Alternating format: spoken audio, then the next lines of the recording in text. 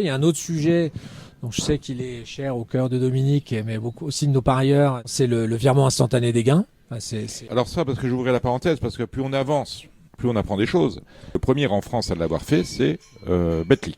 Dès que c'est sorti, on l'a dit dans Radio Balance, c'était en mars 2024. Nous sommes rendus au mois de mai 2025. On me dit que peut-être, possiblement, on l'aura en septembre si les informaticiens que. Mais tu sais, Dominique, je t'arrête quand même sur un truc. Tu défends toujours que le virement instantané soit le cash out. Un directeur de casino te le dira. Ce qu'il essaye de faire avec un joueur gagnant, c'est de le garder le plus longtemps possible dans son casino pour qu'il repaume.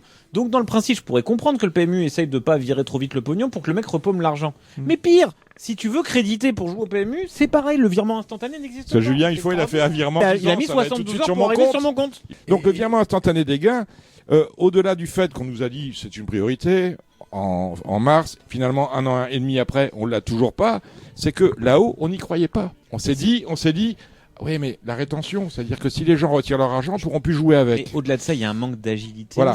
Quand même terrible par rapport à l'époque que vous avez connue. Aujourd'hui, quand on parle de lancer un nouveau jeu, on parle de 18 à 24 mois pour être capable informatiquement de traiter un nouveau jeu. Est-ce que ça vous paraît dans l'air du temps ?